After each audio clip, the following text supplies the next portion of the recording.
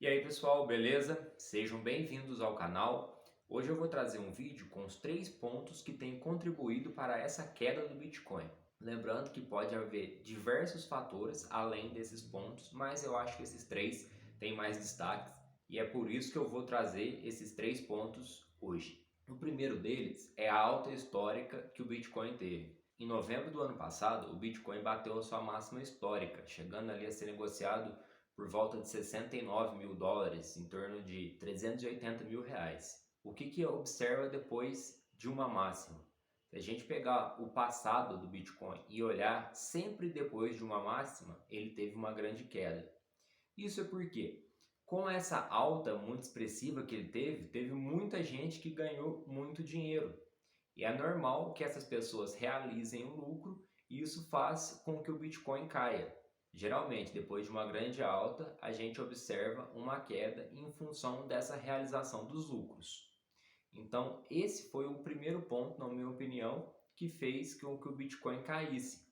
Bateu a máxima, muita gente realizando os lucros. Como o preço do Bitcoin é pela oferta e demanda, tem muita gente vendendo, mais gente vendendo do que gente comprando, o preço vai cair, é normal. Mas por que ele continuou caindo? E aí eu já vou para o motivo 2. No final do ano passado, a gente viu o Banco Central americano mudar um pouco o tom, parar de falar que a inflação era transitória, que era passageira, e aceitar que a inflação não era mais passageira, que não é uma inflação transitória, dando o sinal de que eles iam ter que fazer algo para controlar essa inflação. E a primeira medida deles é elevar os juros. Como os juros e os ativos de risco são correlacionados, a gente sempre observa em movimentos de juros altos uma queda em ativos de maior risco, porque é a relação entre risco e retorno fica mais vantajoso ir para um ativo mais seguro do que correr um risco maior na renda variável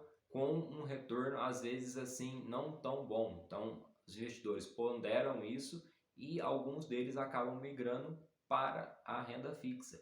No começo desse ano, o Banco Central americano deu a entender que eles vão elevar os juros de uma forma um pouco mais agressiva do que eles tinham sinalizado no final do ano passado. E isso fez com que tudo caísse, a nossa bolsa caísse, a bolsa americana lá fora caísse, o Bitcoin contribuiu também para o Bitcoin cair, porque as pessoas saem daquele ativo que é de maior risco e vão para um ativo mais seguro. Né? Os títulos de dívida pública americana são considerados os títulos mais seguros do mundo. Então é normal que a gente veja uma migração da renda variável para a renda fixa, principalmente para esses títulos, principalmente porque algumas pessoas argumentam que o Bitcoin não paga juros. Então as pessoas saem desse ativo, que é de maior risco, e não pagam juros, e vai para um ativo mais seguro e que paga juros. Porém, o dinheiro também, o dólar ou o real, não paga juros. Ele por si só, na sua carteira, ele não paga juros. Ele começa a pagar juros quando você faz uma aplicação. Para as criptomoedas, a gente já está vendo isso através do staking.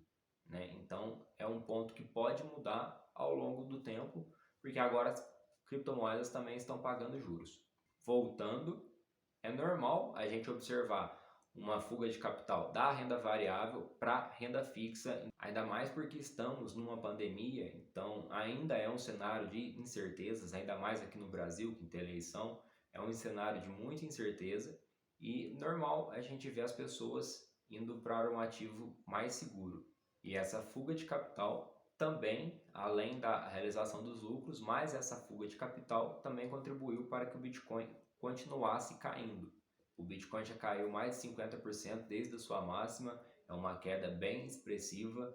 E o terceiro motivo que eu acho que contribuiu para essa queda são tensões políticas. Na Rússia, na Ucrânia, no Cazaquistão, o Cazaquistão cortou a internet do país e o Cazaquistão, depois que a China proibiu a mineração, o Cazaquistão passou a ser um grande polo de mineração do Bitcoin também.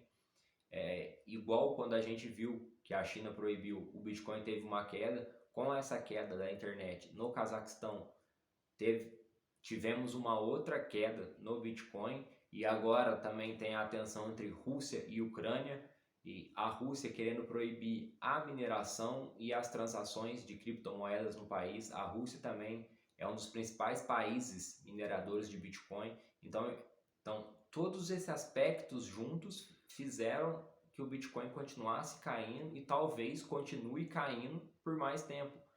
No passado, depois de uma alta histórica, né, quando tinha batido um recorde, o Bitcoin já chegou a corrigir 80% do seu valor só depois de uma alta, e agora a gente tem mais todos esses fatores juntos. Então, na minha opinião, isso contribuiu muito para essa queda do Bitcoin e das criptomoedas em si. Porque o que a gente vê é que quando o Bitcoin sobe, as outras criptomoedas sobem, quando o Bitcoin cai, as outras criptomoedas caem mais ainda. É normal agora a gente olhar também e ver pessoas, detratores do Bitcoin, falando mal, falando que não é reserva de valor, que o Bitcoin vai acabar. Na minha opinião, a grande vantagem dessas pessoas é que elas só falam mal do Bitcoin e não fazem nada. Porque se elas realmente acreditassem no que elas falam, era só entrar vendido em Bitcoin que elas estariam milionárias, se o que elas falam acontecesse. Mas o que a gente vê é que o Bitcoin sempre tem uma queda, depois ele sempre sobe. A maioria dessas pessoas, se tivessem entrado vendido no Bitcoin, já tinham falido há muito tempo.